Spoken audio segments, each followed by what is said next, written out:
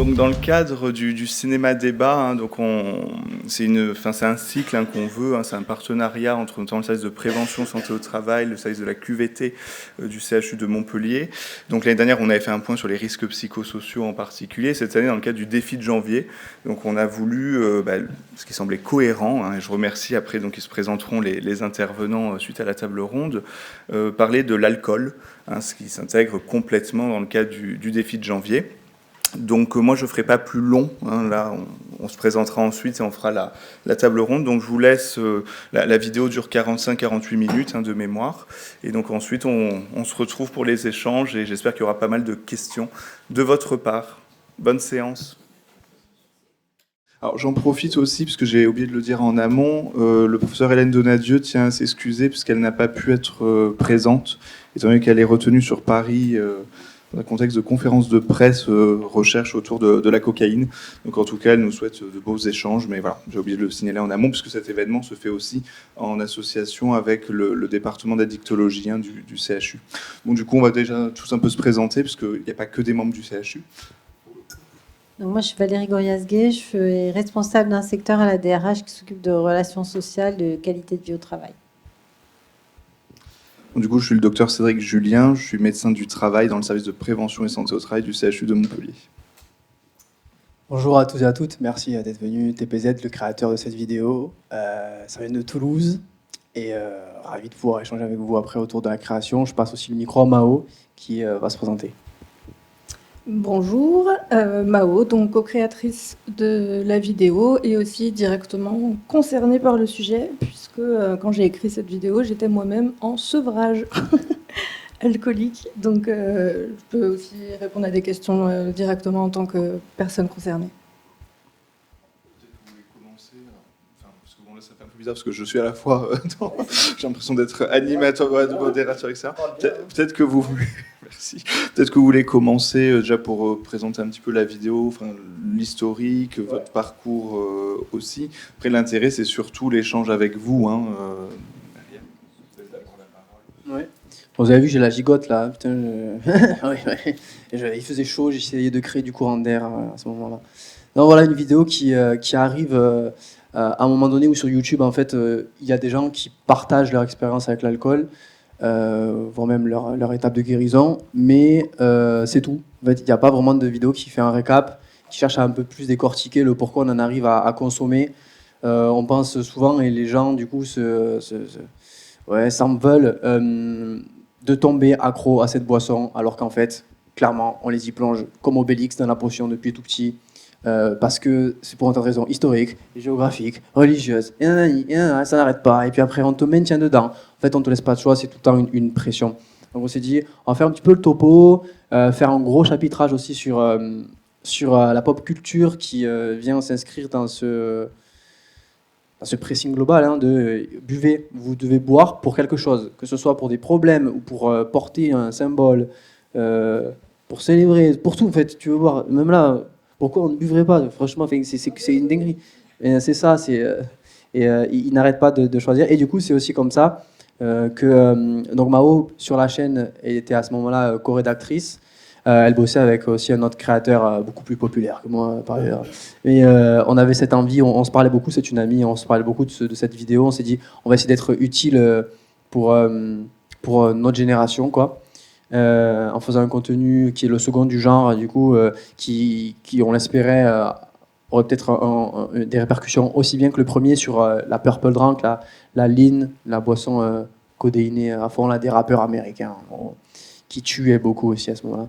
On s'est dit, on va faire à la même 2.0. Et on a réussi, et Mao m'a beaucoup aidé pour structurer tout ça, parce que c'est bon, globalement, ça a été saisi. Le temps était-il long, était-il court? Parfait, ça va. Vous n'allez pas dire le contraire en même temps. Et du coup, Mao est beaucoup intervenu aussi sur tout l'aspect de la représentation des femmes avec la boisson. Elle était bien calée sur tous les films. Et tiens, si tu veux donner quelques mots là-dessus, je t'en prie. Oui, on peut dire que le but, effectivement, c'était d'identifier autant des facteurs externes qu'internes, on va dire, à la consommation d'alcool. Et surtout, on avait la volonté de ne pas faire quelque chose de culpabilisant. Le but, c'est que quand les personnes la regardent, on les invite à se poser des questions, on leur offre des pistes qui sont de toute nature, parce qu'on a quand même couvert un spectre, je pense, qui est assez large, pour que tout le monde se reconnaisse dans une situation, et d'inviter à l'interrogation, mais surtout pas de culpabiliser les personnes qui pourraient être concernées, surtout pas de blesser, surtout pas de donner l'impression qu'on ne peut pas s'en sortir, mais que chacun puisse à la fin se poser la question, est-ce que moi je suis capable de passer une semaine sans consommer? Oui, non, et sinon, on essaie de leur donner des éléments pour qu'ils puissent se demander pourquoi. Oui, c'est ça, et si je peux me permettre de rajouter, c'est vraiment ce côté de... On sait qu'il y a tout un pan relatif à l'addiction, au contexte, mais il y a autre chose derrière. Voilà. Et cette vidéo, les retours qu'il y en a eu, déjà, on a dit « Ouais, ça serait bien qu'on t'appelait 100 000 ou 200 000 vues, il y en a eu 250 000. » Voilà, c'est plutôt pas mal. Et on s'est dit c'est trop bien qu'il y ait eu... il y a eu plusieurs cas de figure en termes de retour. Il y a eu ceux qui vraiment étaient déjà dans une dynamique d'arrêter. Ça les a confortés. On s'est revus pour certains cet été en beach party en plus de ça. Donc là, il y avait toutes les conditions d'avoir des bouteilles de vin rosé partout. Et bien, ils étaient sobres et ils m'ont dit, mec, ta vidéo là, depuis que je l'ai vue, j'ai arrêté l'alcool, ça fait plus d'1 an. Du coup, j'ai fait, waouh, trop bien. Après, il y en a qui, ça leur a fait un argument de plus pour vraiment arrêter.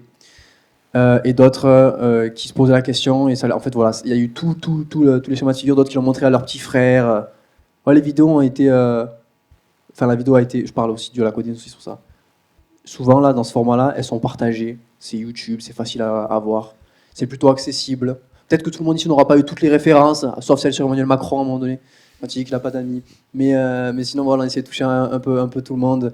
Et est-ce que vous voulez ajouter quelque chose Alors moi, je me permets. Bon, effectivement, l'intérêt aussi, puisque ça a fait le rebond avec le défi de janvier, parce que l'intérêt de ce mois de sensibilisation, et oui, je vais me mettre plus près, je pense que vous le comprenez, c'est surtout cette réflexion vis-à-vis de la boisson, parce qu'effectivement, le dry, le défi, en fait, pour recontextualiser, il y a deux choses qui sont différentes, la consommation et consommation excessive, et l'addiction.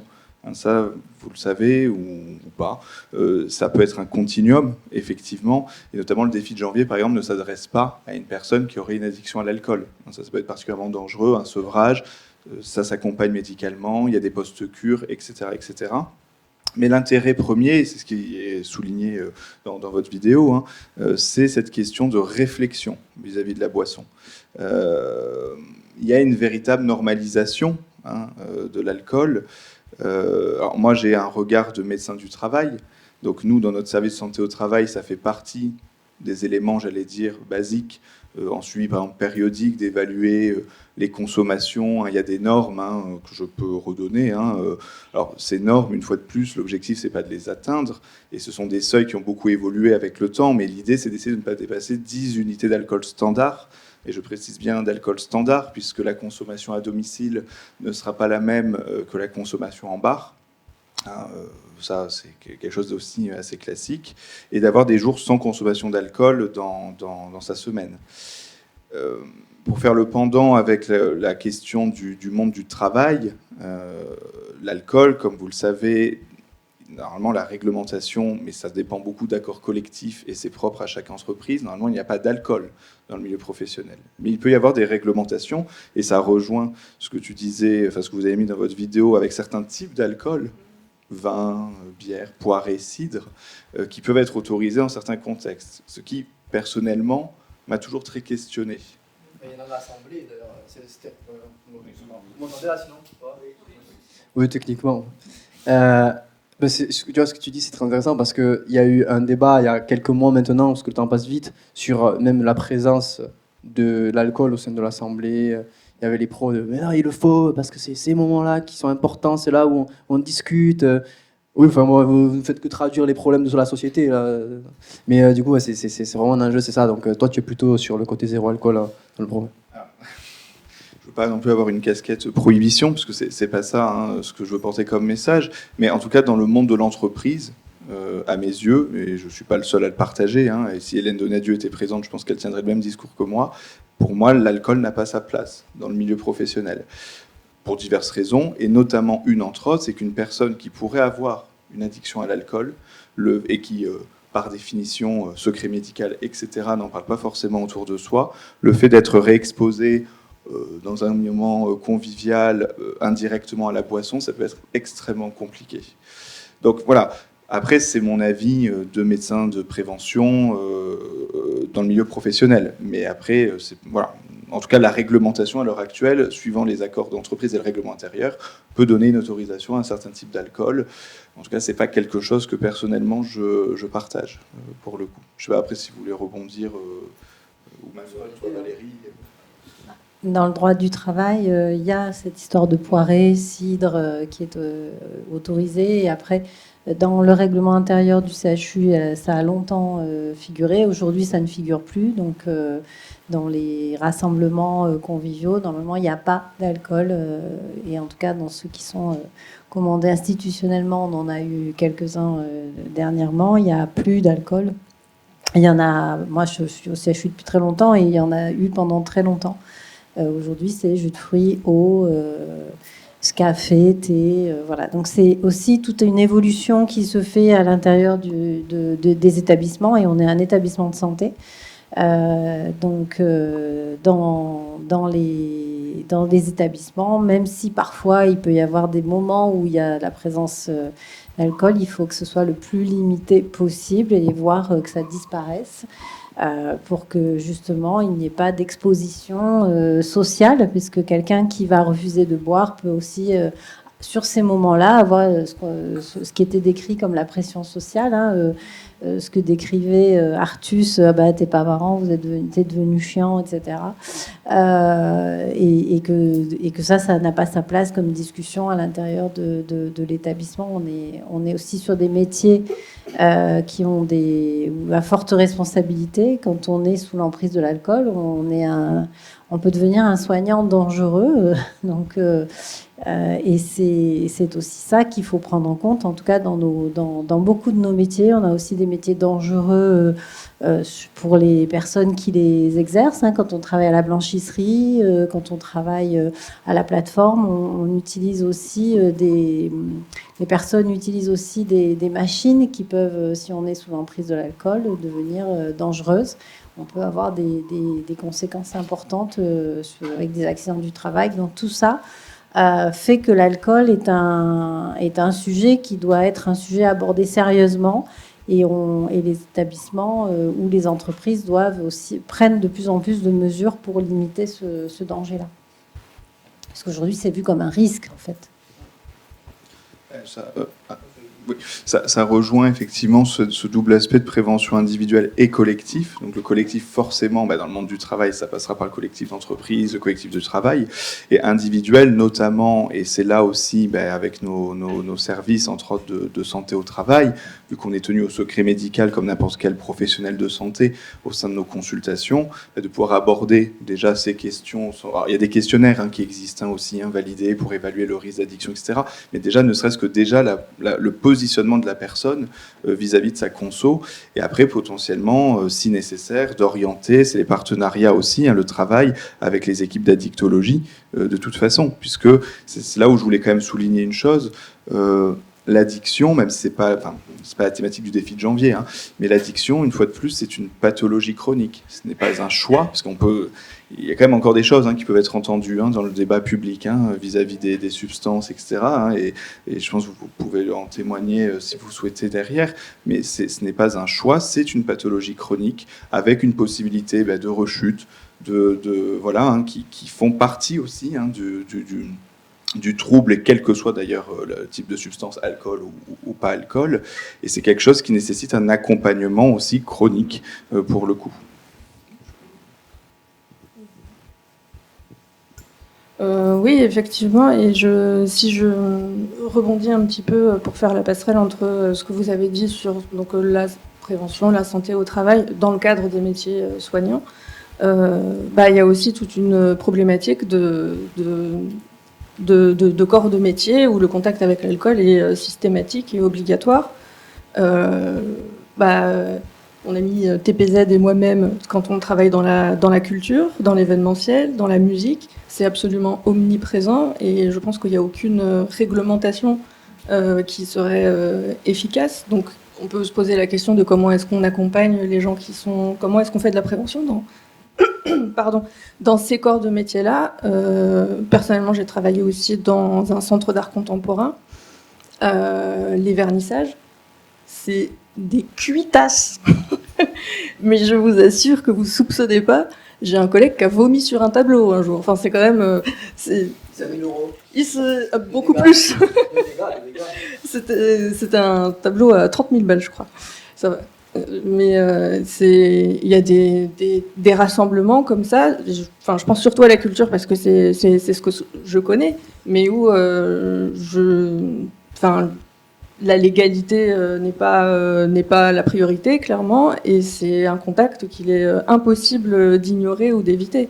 Même les personnes qui travaillent en bar, d'ailleurs, sont souvent aussi les premières concernées. Le nombre de serveurs qui consomment pendant leur service. Personnellement, les quelques fois où j'ai fait du service, je me servais allègrement.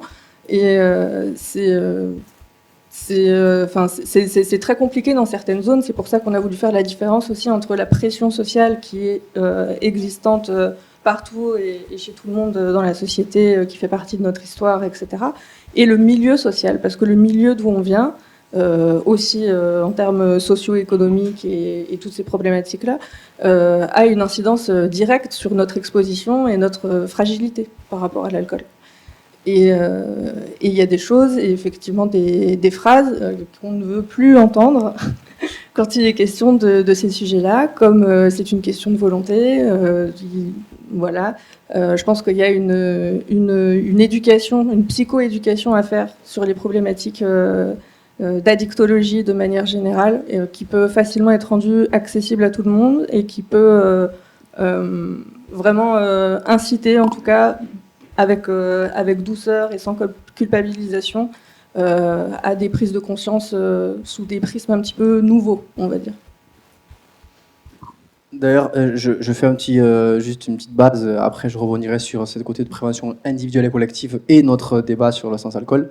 Oui, pour celles et ceux qui ne savent pas, moi je suis anonymisé, c'est pour ça que vous avez face à vous un type Bob lunettes de soleil, parce que comme vous pouvez le voir, l'établissement Au Carnage existe, il s'appelle Low Club, et depuis la vidéo, ils ont changé toutes leurs équipes.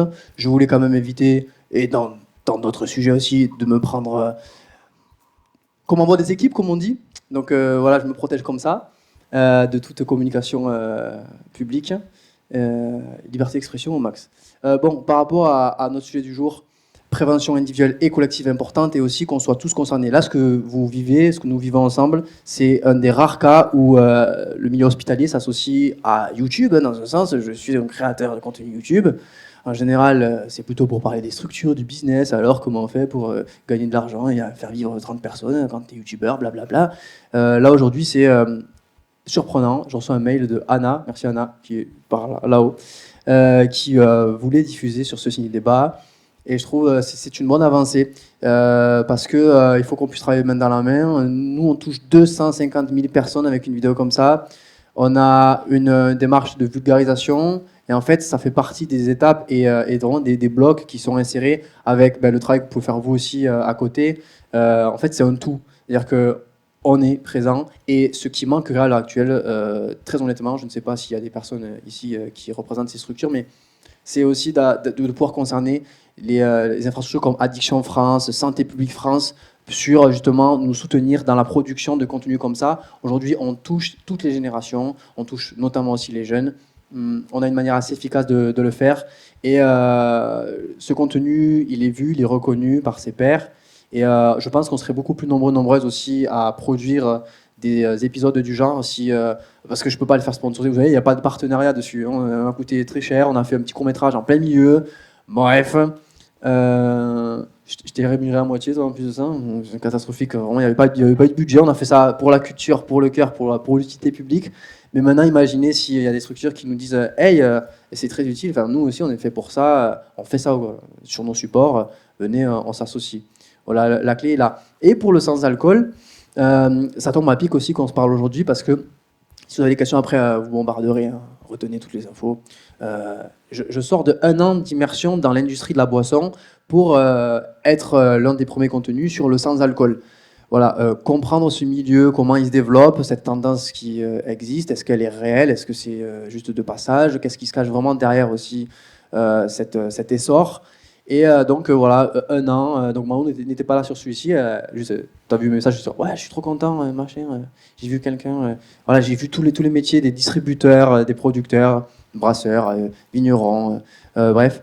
Et cette vidéo, elle fait complètement suite aussi à celle-là, puisque bon, mais maintenant qu'on a parlé de mieux comprendre sa consommation à l'alcool, il faut se dire bon, c'est quoi les alternatives ou comment on rentre dans du dégressif, qu'est-ce qui peut nous séduire.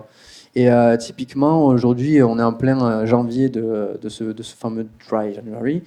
Et le problème pour la plupart des gens, c'est on va où, on consomme quoi, on va toquer à quelle porte pour se faire bien conseiller pour le dry. Et c'est pas une mince affaire. C'est pas une mince affaire parce que vous me direz ce que vous en pensez si vous le faites actuellement ou si vous l'avez déjà essayé. Mais ce qui ne convainc pas à l'heure actuelle sur le sans-alcool, donc c'est bien de taper sur l'alcool, mais le sans-alcool ne convainc pas pour plusieurs raisons. Des sortes de goût, de texture, de prix, de savoir où est-ce qu'on va se diriger pour en avoir, en consommer, comment ça peut nous plaire. Et souvent, on a toute cette façade de putain, j'ai arrêté au bout de 15 jours, j'ai pas tenu. Ben ouais, c'est normal que t'as pas tenu, on te file de la Virgin Pina Colada. Enfin, moi, j'ai pas envie de tenir en fait. Qui a envie de tenir quand on lui propose pas un produit qui a son histoire, qui va le convaincre, qui va juste être autre chose que de la flotte, un peu aromatisée, fade, bois rien à ce compte-là, reste chez toi, mais va pas te risquer à aller boire un petit coup. Ou alors ils vont avoir des softs, mais ça va être très sucré, remplacer l'alcool par le sucre, bon Dieu. C'est un autre sujet encore. On va leur dire, ben, je pense à Marin, hier soir quand je suis arrivé à Montpellier, le bar, c'était, quand tu as dit, je fais mon dry, il y a quoi sans alcool? La réaction du barman, j'ai reçu du gin sans alcool là, je peux te faire un truc comme ça avec du cranberry, tu sais, le mec il était saoulé quoi, enfin, genre, il a pas envie de faire ça, il veut juste vendre sa bière là, du contrat brasseur, et c'est tout, et t'as pas de solution, donc au pire tu prends un coca, mais ça, c'est pas des solutions. Et voilà, c'était ce que je voulais faire à ce petit point des problématiques autour du sans-alcool. Un petit mot de votre part, ou est-ce que je peux poser une question ouais, qui c'est qui est en plein dry là, ici, ou alors qui, en levant la main, qui ne consomme plus d'alcool? Ok. Et du coup, oui. Est-ce que ça vous intéresse de commenter un petit peu ce qui est dit là sur le sans-alcool, sur ce côté des produits, Madame ouais. Feu. Typiquement, est-ce que les produits sans alcool aujourd'hui sont convaincants pour vous? Alors, je vais juste vous dire, moi je suis malentendante appareillée. C'est un peu compliqué les échos, et ça a été compliqué aussi pendant la vidéo qu'il n'y ait pas de sous-titres. Parce que toi, tu as un débit de malheur. C'est... ça serait bien, j'ai bien compris qu'il y a une histoire de budget qui n'est pas là, mais de penser sous-titres. Moi, je travaille avec des personnes alcooliques sourdes. J'aimerais bien leur montrer ça. Voilà, bien, mais... C'est une bonne remarque. C'est une bonne remarque, parce qu'elle est suite automatique, on peut enclencher, c'est vrai, qui comprennent un peu l'accent toulousain. Le problème des... Attention, c'est un peu technique, mais les sous-titrages automatiques, c'est de la merde. Vraiment. Oui, c'est ça. Vraiment. C'est pour ça que c'est très... C'est-à-dire qu'il faut penser budget. Voilà. Il faut penser ou soit une incrustation d'un interprète, mais un interprète, ça se paye, ou une vraie fabrication de sous-titrage. Voilà. Mais ça, c'est important, puisqu'il y a des personnes sourdes, et avec elles, moi, je travaille en langue des signes. Alors, concernant les boissons dites sans alcool, bon, moi, ça fait 20 ans que je ne consomme plus d'alcool, c'est-à-dire que je suis dans la liberté, et pas du tout la privation, la liberté de ne pas avoir besoin, quelles que soient mes émotions ou les situations que je traverse, d'aller chercher un alcool qui choisissait pour moi autrefois, voilà, clairement. Alors, ces boissons sans alcool, moi, quand je suis en réunion, puisque je suis dans une association que nous connaissons bien, moi, j'ai tendance à déconseiller absolument, notamment et surtout aux jeunes abstinents peut-être, mais moi j'ai vu des rechutes, j'ai vu des rechutes faites sous bière sans alcool. J'ai tendance à déconseiller parce que ce qu'on appelle le mime-like, je vois pas l'intérêt. Moi, soit je me purgeais, hein, voilà, j'utilisais l'alcool, mais à partir du moment où j'ai souhaité sortir de l'alcool, pourquoi continuer avec des boissons qui ressembleraient, sauf que ça ne me donnerait pas l'ivresse, parce que c'était le seul intérêt de l'alcool dans ma vie. C'était une très jolie phrase au début, l'alcool m'emmenait, c'est pas exactement ça, mais ce jeune qui dit l'alcool l'emmenait parce que là où il vivait, il n'aimait pas. C'est beaucoup plus joliment dit que ça, mais je trouve ça très touchant, vraiment. Et moi, j'ai vu, oui, et les packaging, enfin, je veux dire, ces boissons sans alcool, elles miment en permanence la présentation du gin, de la vodka, c'est du mimétisme pur. Quelqu'un qui est vulnérable, qui est dépendant, comme moi je l'ai été, ou comme je vois un certain nombre de personnes autour de moi, toutes les semaines, je veux dire, moi je ne vais pas lui présenter quelque chose qui s'appelle bière, ou gin, ou morito, machin chose, en lui précisant quand même, c'est sans alcool. Mais non, je veux dire, sortir d'une dépendance, c'est l'occasion d'aller se constituer une autre culture, sans doute celle qui nous a manqué avant, et qui a fait justement que le produit, il a pris tant de place. Alors moi, sincèrement, le morito, machin chose, sans alcool ou autre, j'en ai rien à foutre, il a même tendance à me mettre en colère, et évidemment, je le déconseille aux personnes qui cherchent à sortir de leur dépendance. Voilà. Il faut vraiment se faire son autre culture, dont je pense sincèrement que c'est parce qu'elle a manqué cette autre culture qu'on a, voilà, qu'il y a cette espèce de valse hésitation. Et je peux vous dire, moi, je les ai vus, les rechutes, avec ces produits sans alcool. Toutes les semaines en réunion, il y a quelqu'un qui a tenté, et parfois, je les ai vus sur des personnes qui étaient devenues abstinentes depuis très longtemps. Parce que le cerveau, un jour ou l'autre, il dit « tu me fais chier, la bière qui m'embarque pas » ou le morito qui... C'est pas ça, c'était pas ça l'enjeu. L'enjeu, c'était de se faire embarquer. Et ça se fait... c'est terrible.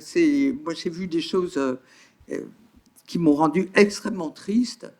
Et voilà, moi, je ne joue pas à ça, évidemment pour moi, mais je précise que les personnes que j'accompagne, je suis là-dessus plutôt ferme.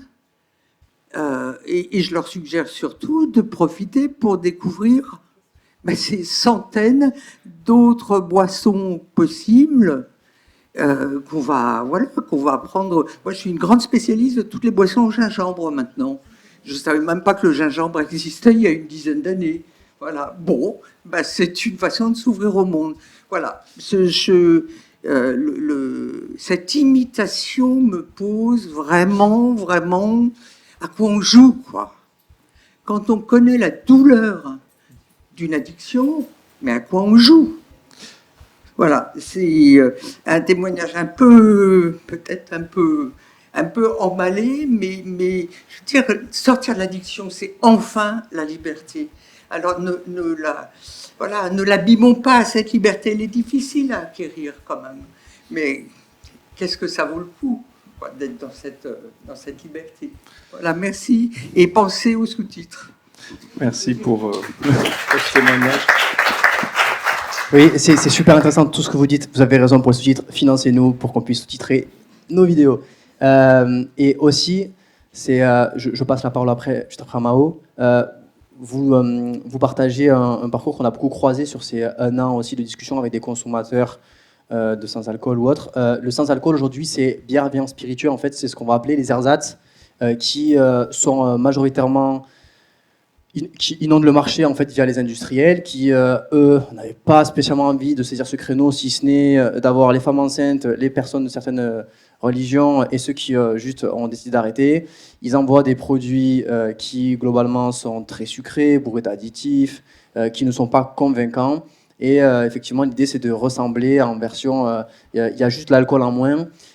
C'est pour ça que l'enjeu derrière ce grand sans alcool, ces alternatives, c'est de dissocier. Mais c'est ce que veulent faire les industriels et c'est pour ça aussi qu'on a un témoignage qui tourne sur ça, c'est que le sans-alcool, c'est pas les ersatz. Le sans-alcool, ça va pouvoir être du maté torréfié, ça va pouvoir être des kombucha, du kéfir, ça va pouvoir être des limonades, des sodas montés. Et typiquement, en plein dry January comme ça, ce que moi j'ai invité ma communauté à faire dans cette vidéo, épisode 1, là, sur l'immersion dans le sans-alcool, on le dit très bien, c'est mort de rire, quoi. Vous faites un produit, l'essence même. En fait, imaginez un bœuf bourguignon sans bœuf, quoi. Ça n'a vraiment pas de sens, quoi. Mais c'est juste c'est fait parce qu'il y a un créneau à prendre, alors que pour le coup, tout le côté artisanal est en train de résoudre ces problèmes-là. Ils développent des boissons qui ont du goût, qui ne sont pas des bières, des vins ou des spiritueux, mais qui sont autre chose. Moi, j'ai goûté comme j'ai dit, voilà, c'est le meilleur des exemples. J'ai pété ma tête, comme on dit. C'était du maté torréfié, fruit de la passion. La canette, elle n'était pas si excessive que ça. C'était fait à l'Union. J'étais vraiment à la frontière de Toulouse. Et on est vraiment dans une dynamique aussi où les gens se réinventent sur leur façon de créer leur économie. Ce cliché qui existe et que les bars en général aussi essaient de maintenir, ou les supermarchés en margeant comme des porcs dessus. Ouais, mais ma canette de soft, parce que la canette est un bon récipient d'ailleurs pour maintenir des goûts, etc. Ma canette, elle vaut 6 balles, autant à ce compte-là que je prenne 9 tourtelles twist. Mais non, ça va pas, non, parce que tourtelle, c'est Carlsberg et compagnie, c'est vraiment. Et puis c'est du soda aromatisé à la bière, donc ça ne fait pas sens. Et donc, effectivement, on a ces genres de profils qui rebasculent, comme vous le dites si bien, sur l'alcool. Parce qu'on leur dit goûte ce truc qui goûte à moitié cette chose et ça tient pas, ça tient pas. Oui, Mao qui voulait réagir, pardon. Oui, moi je voulais réagir parce que je suis plutôt entièrement d'accord avec ce que vous avez dit, en tant moi-même que alcoolodépendante, on va dire. Moi, ça fait 1 an et demi maintenant que je suis sobre, je pense à peu près. Et le sans-alcool n'a jamais été non plus une option satisfaisante, ni quelque chose que je recommanderais. Alors là, on parle d'addiction sévère, mais dans le cas du dry January, ça concerne tout type de consommation. Mais on va dire que si on prend l'exemple aussi de quelqu'un qui a juste une consommation un petit peu excessive et qui veut là essayer de se challenger, je ne trouve pas que le sans-alcool soit une façon productive de remettre en question sa consommation, ce qui est tout l'enjeu de ce dry January. Ça permet pas de se poser les bonnes questions, ça ne satisfait pas le goût ou l'effet recherché. Ça peut être un premier pas pour certaines personnes, je pense, mais à mon avis, l'intérêt de faire une coupure comme ça et de réfléchir sur sa consommation, elle se fait pas avec des produits qui sont aussi similaires, aussi marketés de la même manière. Et à titre personnel, en tout cas, je n'en consomme absolument pas. Et si vous connaissez des personnes qui ont des problèmes avec l'alcool, moi, parfois, si je vais dans une soirée que les gens savent que je ne bois pas, ils vont me proposer du sans-alcool en pensant faire la bonne chose et en pensant que ça va me faire plaisir d'avoir une boisson. Voilà, c'est ma boisson, on t'a pris ça. Et alors que, bah non, du vin, c'est pas, j'ai pas arrêté de boire pour boire du vin sans alcool, ça n'a aucun intérêt pour moi, à part me remettre le goût du vin dans la bouche que je ne veux plus sentir de ma vie, que je ne veux plus, je ne veux plus qu'on me rappelle ça, parce que quand on en sort, et ben, ça fait pas plaisir et c'est pas une bonne manière non plus d'essayer de soutenir quelqu'un qui essaie de diminuer sa consommation. Donc, de la même manière, je déconseillerais fortement ces produits tels qu'ils sont présentés sur le marché actuellement et peut-être plus se tourner vers les options que toi, tu as explorées, qui sont artisanales et qui ne font pas leur fonds de commerce sur les personnes vulnérables.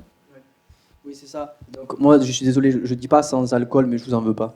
Je dis ersatz vraiment parce que le milieu aussi se bat, les artisans ont ce problème. Vraiment, les bières viens spiritueux, on reprend le steak de soja, c'est un ersatz. Appeler un bœuf bourguignon veggie, ça serait aussi un ersatz. C'est vraiment la version en moins bien de quelque chose, et c'est dans le mot, hein, c'est volontaire presque. Aussi, il faut savoir le sans alcool aujourd'hui, ersatz aujourd'hui, donc bière viens spiritueux, encore une fois, ça va rentrer à force. C'est qu'il n'a pas vraiment, sauf exception industrielle, ou certaines fabrications, il n'a pas vraiment pas d'alcool. En fait, en France, on est l'un des rares pays à être considérable comme sans alcool jusqu'à 1,2 degré. La plupart des pays européens ou du Commonwealth sont à 0,5. Bon, on ne peut pas descendre, même avec des levures extrêmes, au-dessous des 0,33 en termes de production de bière, par exemple. Et la seule façon d'avoir du 0,0, comme se vantent les industriels, c'est de pouvoir désalcooliser. Il y a différents procédés, peu importe donc l'ersatz, et eux arrivent à du 0,0. Après, ils remplacent ça par le sucre, en l'occurrence, ou une économie d'échelle, et bombardent tout le monde. Mais voilà, les ersatz à l'heure actuelle ont cette problématique-là de c'est pas sans alcool, donc autant effectivement basculer sur d'autres types de boissons, des eaux pétillantes, des eaux houblonnées, vraiment toute autre chose qui ne contient juste 0 degré, parce que c'est aussi ça qui fait que en fait on maintient ce rapport, quoi. Alors on parle souvent de fermentation naturelle. Si votre banane elle mûrit un peu trop, on n'est jamais quand même à autant que les fameux 1,2 degrés. Et encore une fois, c'est parce qu'on est dans le pays du vin, hein. Comprenons que dans d'autres pays c'est bien plus, ça monte même au-delà des 2%, mais la France on est quand même pas mal haut, alors qu'on a une vraie action de santé publique sur les 1,2. Donc c'est aussi pour ça que la plupart des femmes enceintes, entre autres, elles sont, quand elles rentrent dans des bars, elles disent votre truc là il est vraiment sans alcool, et le barman souvent il n'est pas formé, mais il s'en fout lui parce qu'il est sous contrat, donc CDI ou CDD. Son bar est sous contrat brasseur avec une major qui fournit les pichets, les tireuses, et en fait ils ne font que vendre et perpétuer. Donc il faut parler plus fort, il faut parler plus régulièrement que ceux qui parlent quasiment tous les soirs, tous les jours, à ceux qui viennent s'asseoir à leur table de bar, quoi. Pour rebondir, après j'espère que vous aurez aussi d'autres questions et témoignages et échanges, hein. Sur la question des ersatz, effectivement je te rejoins sur le fait, alors là je m'éloigne, hein, de la maladie d'alcool, hein. Je parle de consommation ou consommation excessive.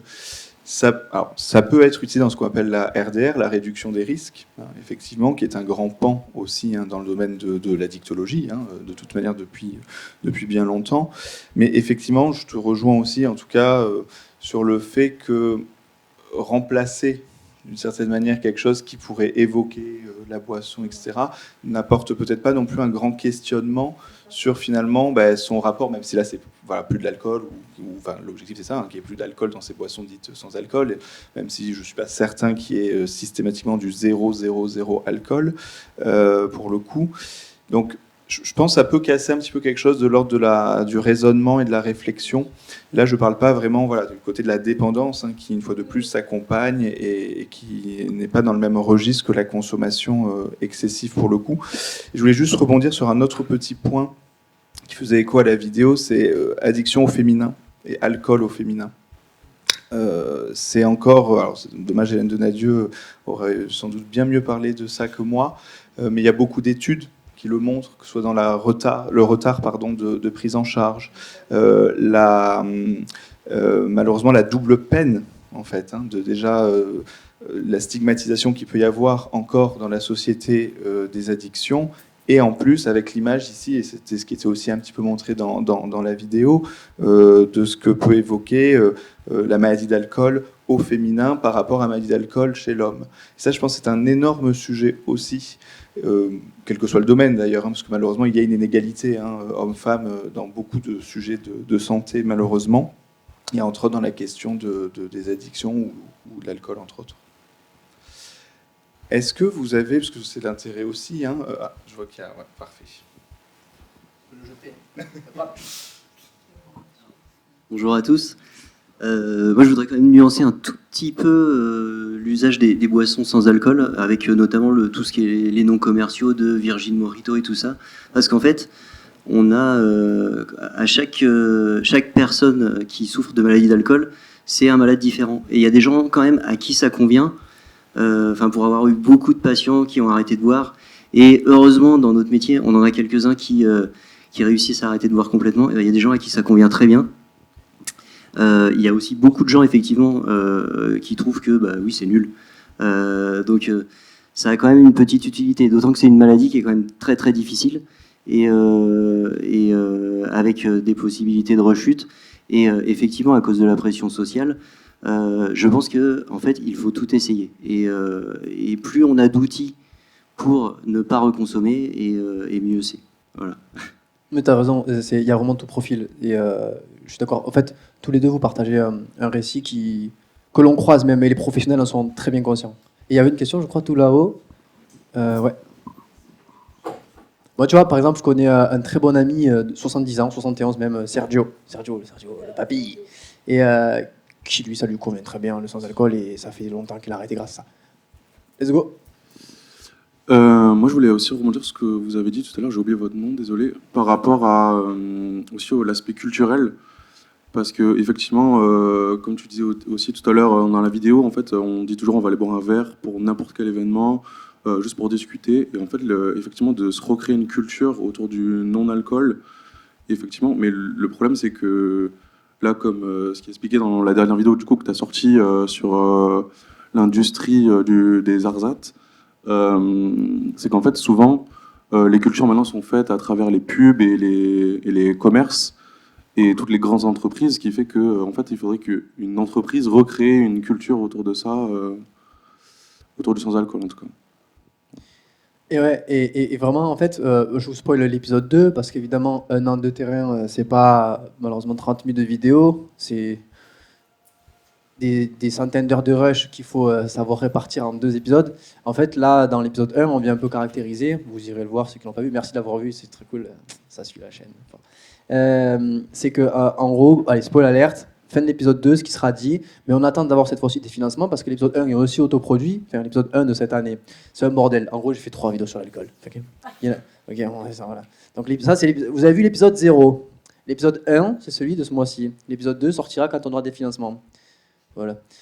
Et dans cet épisode 2, on dira que la clé, aujourd'hui, elle n'est évidemment pas dans les ersatz, et que le sans-alcool, et c'est ça qui est bien, c'est que moi, ça me fait un petit peu inspirer au-delà de juste ce phénomène de dry et tout, c'est qu'il s'inscrit, cet arrêt, cette diminution, dans une tendance globale, un peu post-Covid, situe ces fameux distributeurs avec qui je me suis entretenu, les gens cherchent juste, ils ont compris, on est sorti de l'ère de la malbouffe au max, de on fait pas attention, on fait pas ça, on fait attention à ce qu'on boit, à ce qu'on mange, à ce qu'on pratique, qui est-ce qu'on soutient, où est-ce qu'on achète. Nos jeunes générations sont encore plus exposées à ça, on l'a vu par divers boycotts qu'il y a eu suite à divers événements internationaux.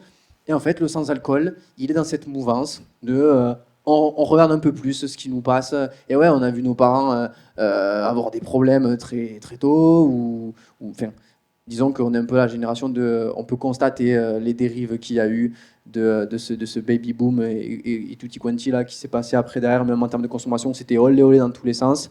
Et ouais, aujourd'hui on voit que moi, mon père par exemple, vraiment pendant très longtemps un problème avec l'alcool, et ça se voit physiquement. Ouais, j'ai pas envie de ressembler à ça, donc évidemment ça refroidit. Donc ça aide. Après, quand on voit des gens qui enchaînent la malbouffe et tout, qui ont un tas de soucis en général, enfin voilà, c'est juste un constat global, et c'est pas mal de voir que ça s'inscrit dans un mouvement global.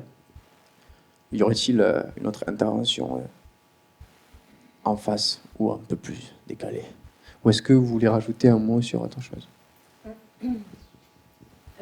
Je crois que c'est aussi la question de se poser, de se reposer, c'est quoi la convivialité? C'est quoi le moment que je partage avec les autres, avec l'autre, en convivialité? Et est-ce que finalement, quand il y a trop d'alcool, quand ils sont tous sur le canapé les uns sur les autres et qu'ils ne se parlent pas, c'est de la convivialité parce qu'on est allé trop loin dans la consommation d'alcool à ce moment-là?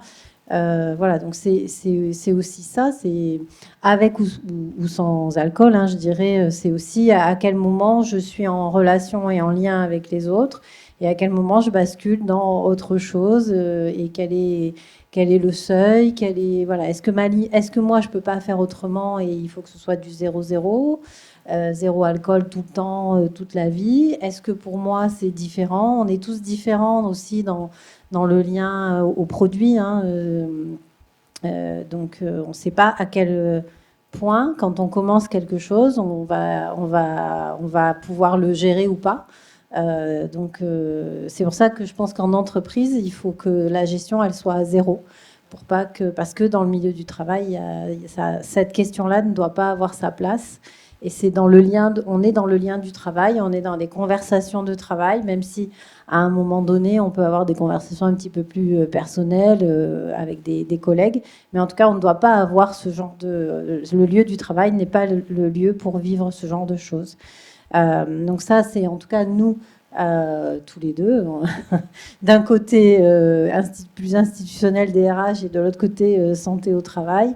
On est vraiment dans cette mouvance-là, et je pense que ce sont des choses qui sont de plus en plus présentes à l'intérieur des entreprises et des structures, même s'il y a des milieux du travail qui sont encore loin de se poser ces questions-là, parce que ça fait partie de la fête, etc.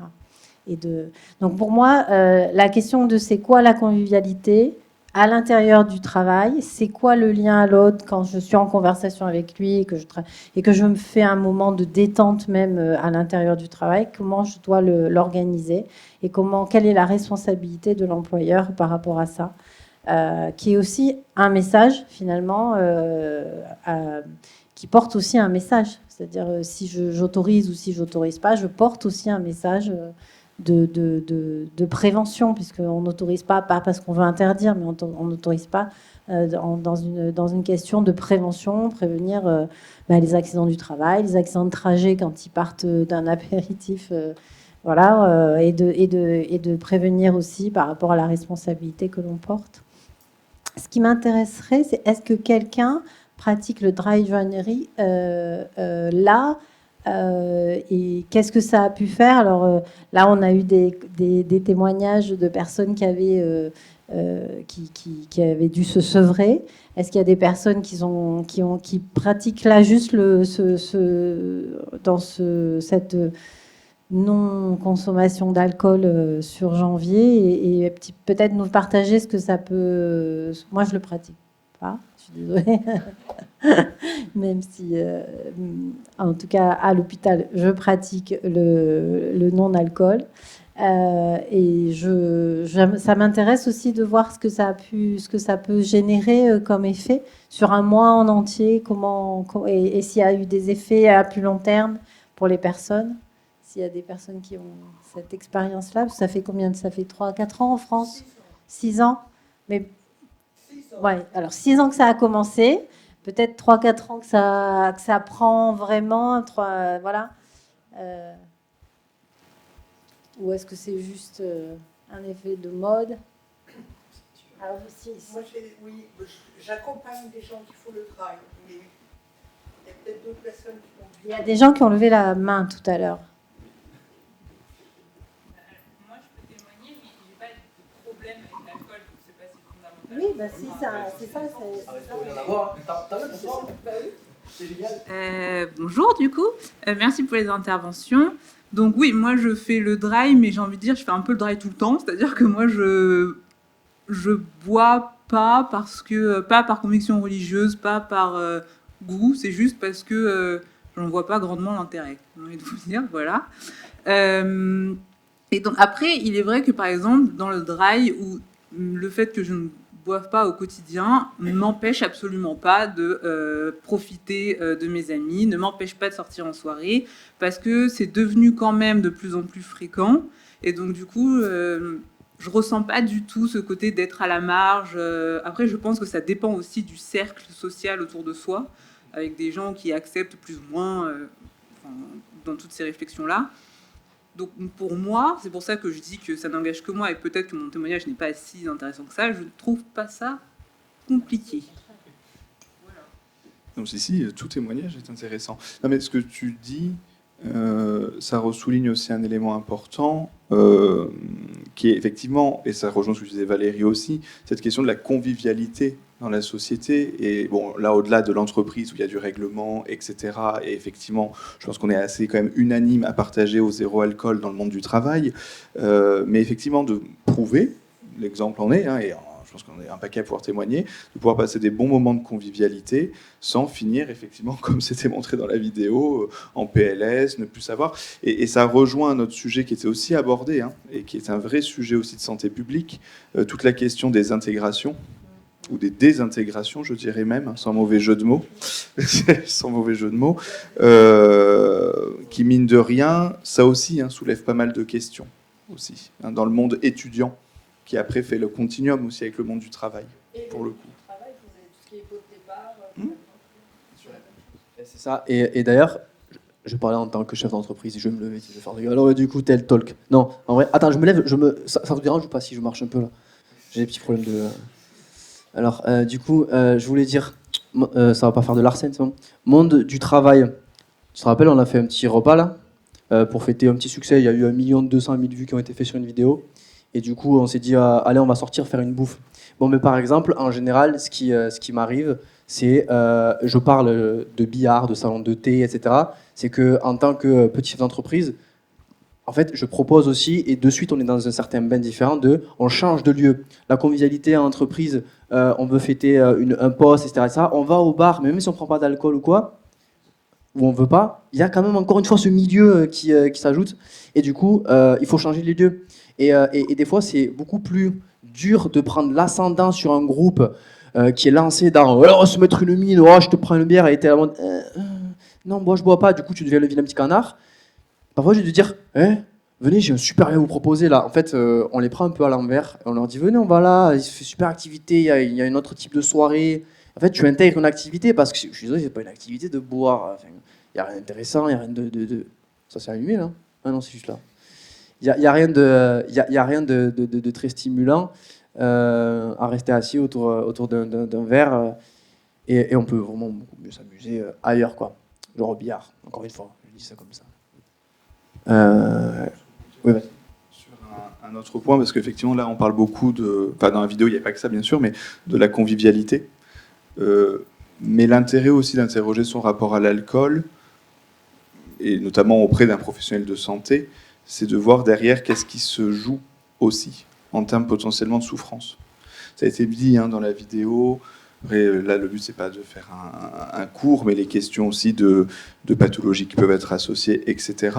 Mais il ne faut pas se leurrer, l'alcool, et il y a une grande étude en cours, avec notamment sur justement consommation et milieu professionnel, entre autres, parce que là, c'est la casquette santé-travail que j'utilise, sur le pourquoi de consommation, notamment pour faire face à des éléments de souffrance au travail, ça rejoint tout le champ des risques psychosociaux, de conditions de travail qui peuvent être extrêmement difficiles, donc toute la pénibilité, je pense notamment à des secteurs type bâtiment, travaux publics, milieu agricole, par exemple.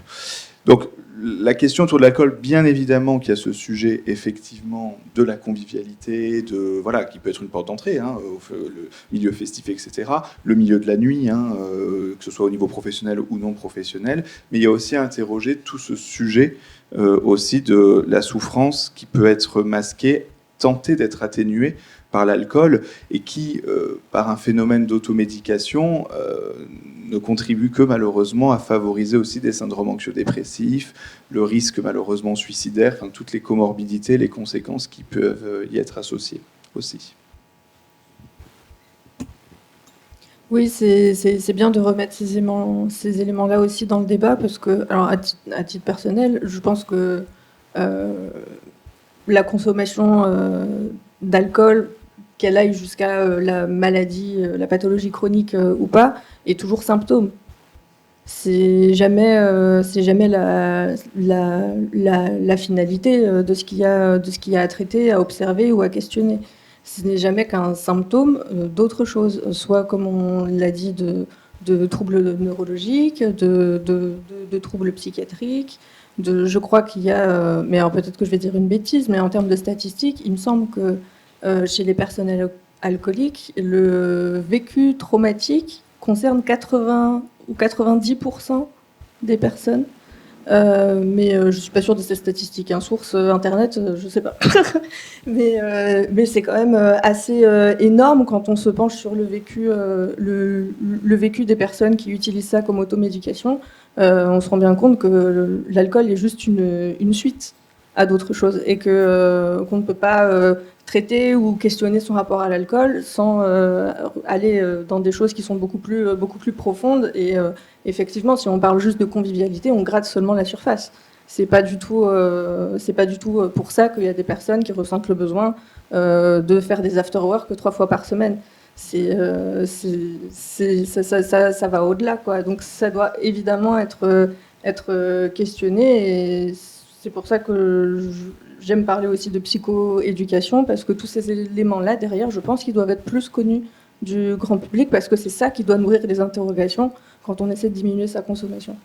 C'est pour ça qu'on essaie de poser ces questions de quelle émotion ça provoque de ne pas pouvoir boire pendant une semaine. Pourquoi est-ce que ça fait peur? Est-ce que c'est parce qu'on ne veut pas être seul chez soi le soir? Est-ce que c'est parce qu'on ne pense pas qu'on va pouvoir s'amuser? Est-ce que c'est parce qu'on a peur de ne pas s'intégrer, de moins réussir à créer du lien avec les autres? C'est ces questions-là qui vont finalement permettre d'identifier un problème sous-jacent qui est beaucoup plus important et qui est le cœur du sujet, quoi. C'est marrant parce que on associe l'alcool à la fête, mais je crois qu'il n'y a personne qui vraiment boit parce que c'est bien, parce que ça lui fait du bien. Comme le dit Mao, ça vient souvent en réponse à quelque chose. Moi, je le vois, j'ai des amis, ils ne boivent pas pour le plaisir 3 fois par semaine. Moi, je bois pour le plaisir un verre tous les 15 jours parce que je vais bien aimer découvrir ce goût-là. Il y a un petit rapport à aller, c'est 3 centilitres, let's go, pourquoi pas. Mais sinon, il y a toujours quelque chose derrière, et c'est des gens, souvent c'est ça, ils sont attristés par quelque chose. Tu prends l'exemple des agriculteurs aussi, où les pauvres en ce moment là, c'est catastrophique. Et ouais, aussi, c'est ça, il y a ce côté de... Mais c'est comme la clope, il y en a qui n'aiment pas le goût de la cigarette, et ils le font, et en plus de ça, au travail, toi, alors ça doit être quelque chose, parce qu'avec les pauses clopes, hein. Non mais c'est ça, mais tout le système serait à repenser, hein, avec l'addiction. Ça rejoint ce que vous disiez tous les deux, hein, sur la question de monter des compétences psychosociales. En fait, ça remonte à très très loin au final, hein, les compétences psychosociales, ça s'acquiert tout au long de sa vie, mais sur aussi le fait de dire non, le fait de pas forcément devoir toujours se justifier. Après, une fois de plus, l'intérêt entre autres du défi de janvier, et c'est ce qui justement va à l'opposé de ce qui peut être reproché par le lobby alcoolier, hein, le défi de janvier n'est pas là pour diaboliser la boisson, hein, en aucun cas. Son intérêt, c'est de se repositionner vis-à-vis de la boisson. Parce qu'il ne faut quand même pas oublier, à l'heure actuelle, ce défi de janvier n'est pas porté, hein, politiquement parlant. Ce sont toujours les professionnels de santé, les associations pères aidantes, etc. Contrairement au Moi sans tabac, par exemple, qui lui, effectivement, il y a une campagne, c'est porté politiquement. Le défi de janvier, et les addictologues en parleraient mieux que moi, mais c'est un combat depuis des années. Alors ça vient du DRAI, effectivement, d'Angleterre, etc. Mais c'est un combat aussi des associations, aussi bien de patients, de professionnels de l'addictologie, etc., qui portent aussi ces événements-là. Parce qu'à l'heure actuelle, c'est un sujet, et ça témoigne aussi de ce sujet toujours très tabou, au final, hein, de la boisson, mine de rien. Et qu'il est de moins en moins, effectivement, comme disait Valérie, ça fait plusieurs années, là en tout cas en France, où ça prend de plus en plus. Et même en termes de contenu média, oui. Nous on a sorti la vidéo il y a à peu près 1 an maintenant, un peu plus d'1 an, et c'est fou d'observer, et je pense que tu l'as observé aussi, TP, comme ça... Quand nous on l'a sorti, c'était pas vraiment un sujet, et comme là, depuis 1 an particulièrement, il y a beaucoup de contenu, je trouve, par rapport à avant, hein, en comparaison, sur des chaînes d'infos, sur des chaînes de reportages, etc., qui viennent réexaminer la place de l'alcool dans la société, ce que je trouve qui est plutôt une bonne chose. Ah, c'est marrant parce que justement, on m'envoie tout le temps, encore là, même pas 24 heures, des vidéos de « Ah tiens, regarde, il a parlé de l'alcool, du tabac, je suis monsieur référentiel maintenant. » C'est ça, comme elle l'a dit, notre génération, elle s'installe dans ces sujets. Et c'est bien. Dans 10 ans, on se refait un petit point. Ça va être intéressant, tiens. J'aurais peut-être fait 45 vidéos sur l'alcool. Il y a une question. Moi, je peux signer mon témoignage. On va moins bien vous comprendre.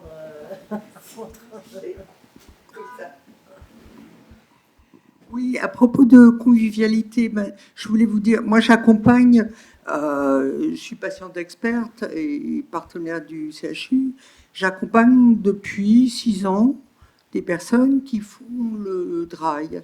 Et je trouve que c'est un moment extraordinaire de convivialité.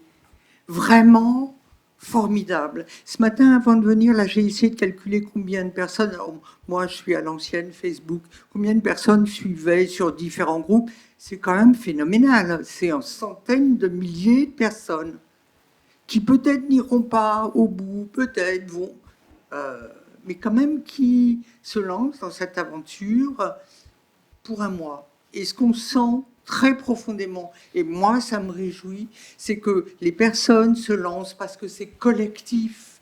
Or la dépendance est une aventure intime, tragique, solitaire. Et là, il y a une possibilité.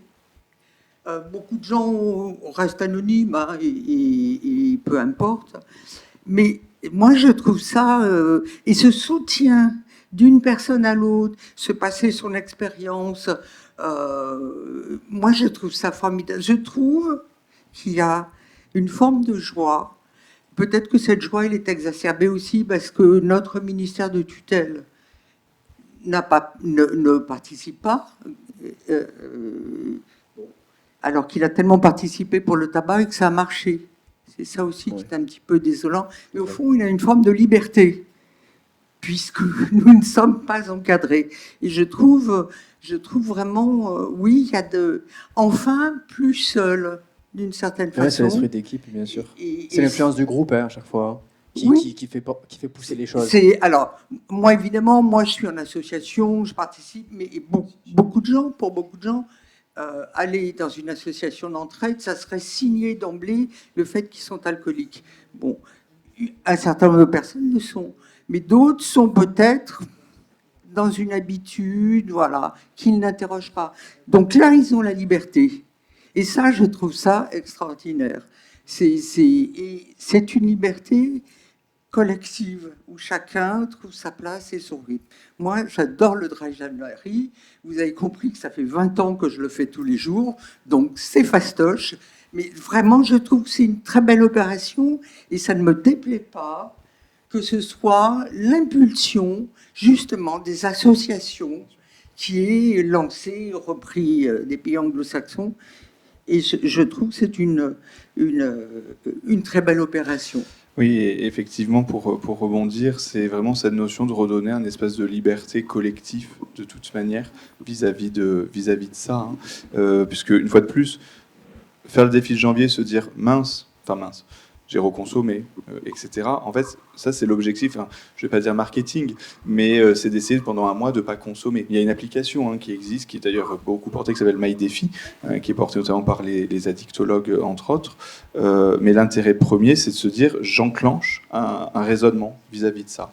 Et je vais juste te laisser rebondir sur ce que tu disais. Je partageais qu'au début de la vidéo, il y a 5-6 témoignages de gens très connus qui parlent de ça de manière très libre et très tranquille, en fait, finalement. Je ne suis pas sûre qu'il y a 10 ans, ça aurait été possible. Et si eux le font, c'est qu'ils ont aussi la sensation que ça va pas leur nuire, en fait. Je pense qu'ils ont aussi... ils sont préoccupés de leur image, de l'image publique qu'ils peuvent. Et si ça, c'est possible pour eux, ça veut dire qu'il y a des choses qui bougent dans le regard de la société par rapport à tout ça.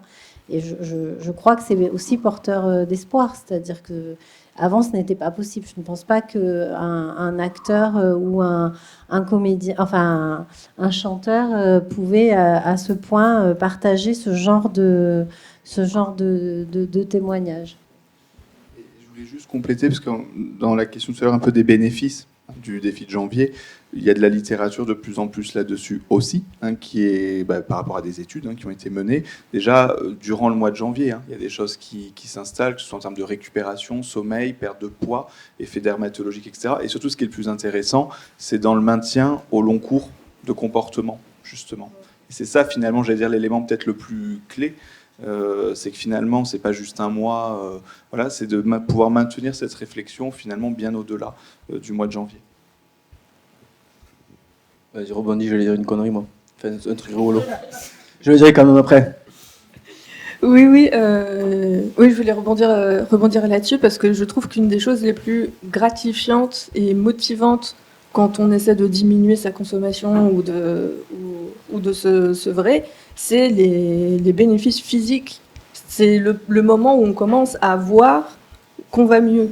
Parce que évidemment, il y a des questionnements, il y a des changements internes et tout, mais la façon dont on s'alimente, dont on s'hydrate, si on est quelqu'un qui a l'habitude de consommer beaucoup, donc on parlait par exemple de qui sort 3 fois par semaine et qui consomme énormément 3 fois par semaine ou des choses de ce genre, et évidemment tous les corps ne réagissent pas de la même manière à ça, mais personnellement j'ai vu des bénéfices physiques très très très rapidement.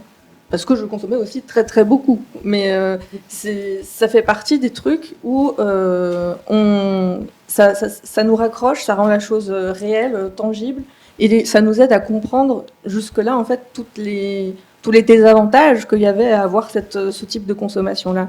Et donc quand on se voit changer physiquement pour les personnes à qui ça arrive en diminuant l'alcool, c'est un vrai soutien. De le noter, de le remarquer et d'en faire prendre conscience les autres que tiens, moi quand j'ai arrêté pendant tant de temps, j'ai remarqué ça sur moi, ça m'a fait du bien de l'observer et ça m'a donné envie de repenser ma consommation au quotidien au-delà de ce mois de dry. Ouais, ça va surtout très vite. Ouais. Est-ce que tu as changé les fréquentations, s'il te plaît? Complètement. Complètement. Oui. Pardon, excusez-moi, bonjour à tous. La question c'était est-ce que tu avais changé tes fréquentations depuis 1 an et demi, je crois que c'était ça. Ouais. Automatiquement ou ça s'est fait En fait, ça s'est fait naturellement, consciemment et inconsciemment, on va dire. Quand je suis partie à l'hôpital pour le sevrage, j'ai fait le choix de prendre un hôpital qui était à l'opposé de là où j'habitais. J'ai traversé la France parce que j'ai eu la conviction que le contexte et les situations qui pouvaient amener la consommation devaient complètement changer pour être efficace. Donc moi j'ai fait le choix de vraiment on coupe tout et son sevrage on va le faire avec des gens qu'on ne connaît pas, dans un lieu qu'on ne connaît pas, dans une ville qu'on ne connaît pas, et on se coupe de tout ce qui nous rattache à ces choses-là.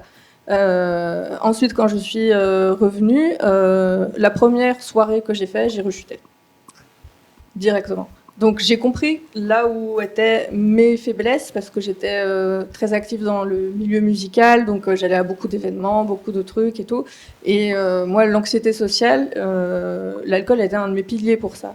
Donc par nécessité, pour maintenir ma sobriété, j'ai été obligée de ne plus me rendre à ces événements-là pendant un certain temps. Ne plus côtoyer les gens de la culture. J'ai dû mettre un terme à beaucoup de collaborations aussi.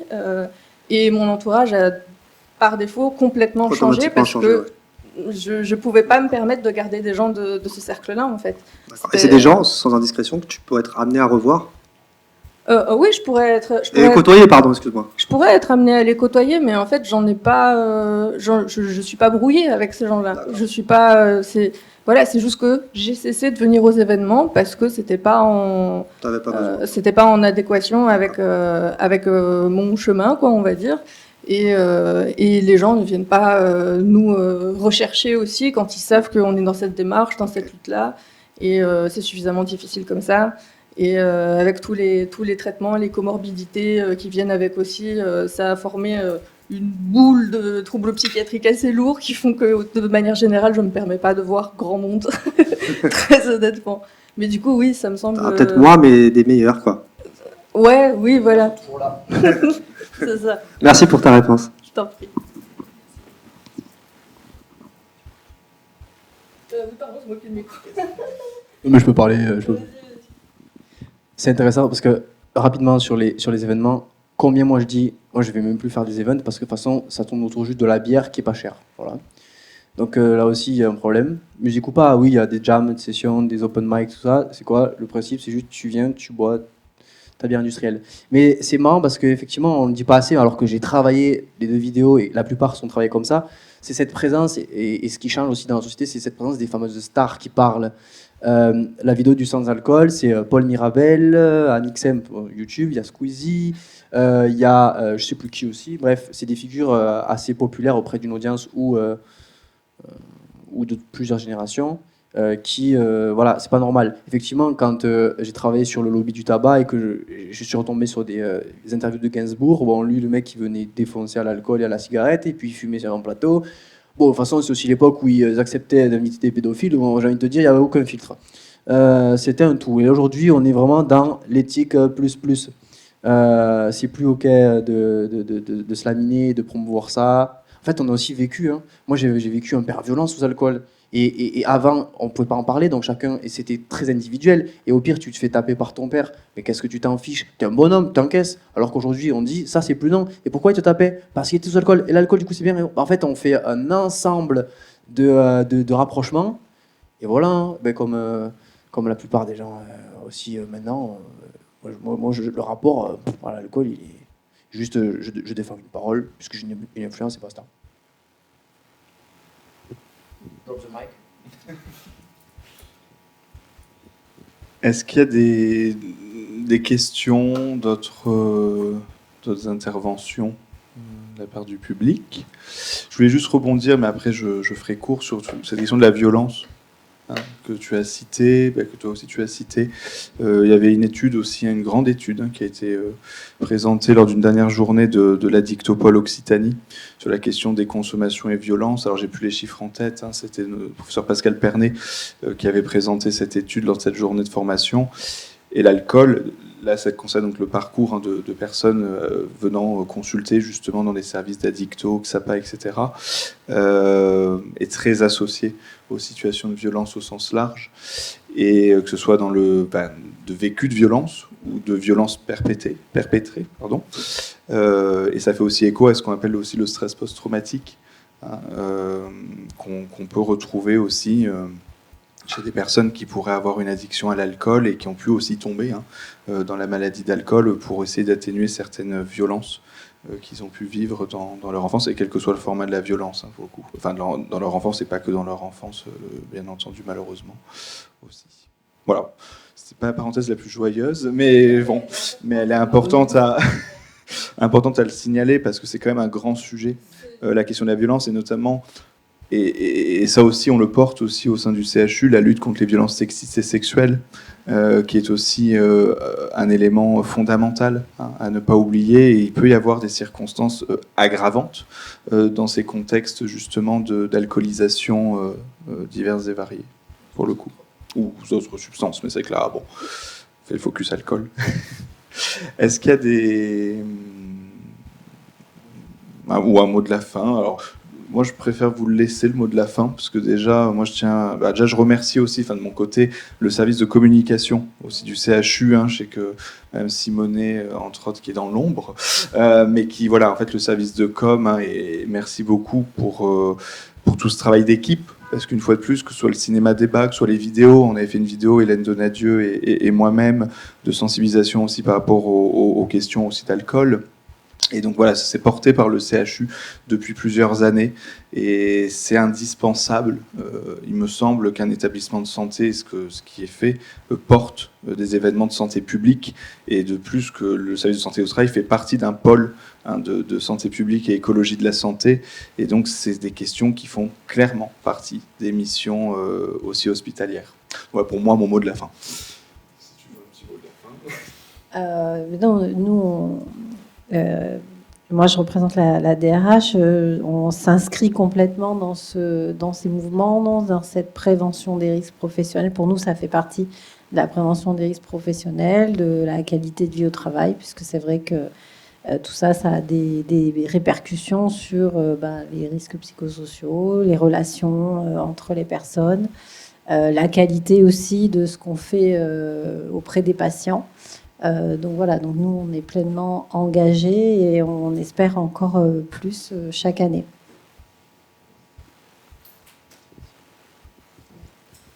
Moi, je vais ajouter une touche peut-être un peu plus personnelle comme mot de la fin. Déjà remercier aussi à nouveau le service com du CHU de m'avoir permis de venir accompagner mon ami et collaborateur. Et parce que cette vidéo, elle était très importante pour moi à écrire au moment où je l'ai écrite. Et encore plus au moment où elle est sortie, puisque à ce moment-là, moi j'étais hospitalisée, j'ai pu avoir une permission pour aller voir la diffusion. Et simplement le fait de venir un peu sortir de ma grotte un an après et de poser ce sujet sur la table de manière publique avec tout l'engagement que j'ai pu mettre dans cette écriture, mais aussi que je mets au quotidien dans ce type de questions, ça me touche beaucoup de pouvoir être là aujourd'hui et sachez simplement que moi ça m'aide à refermer une page d'un chapitre. Voilà.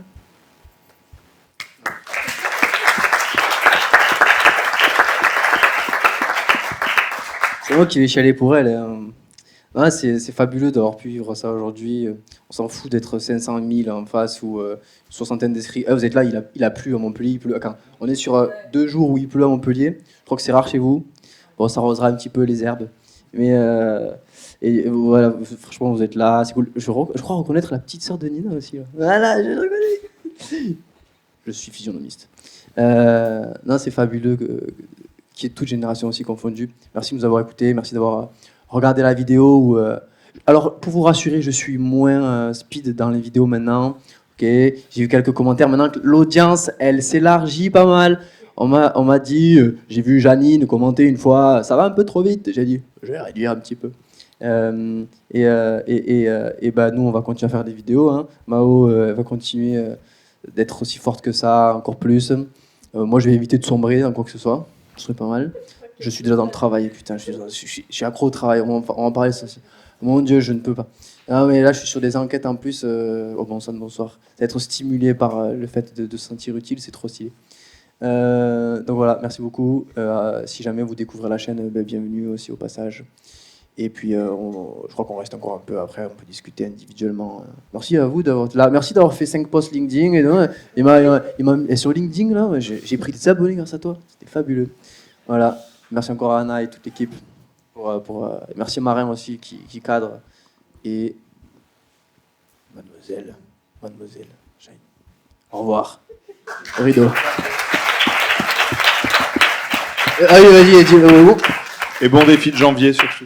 Ouais, et continuez en février.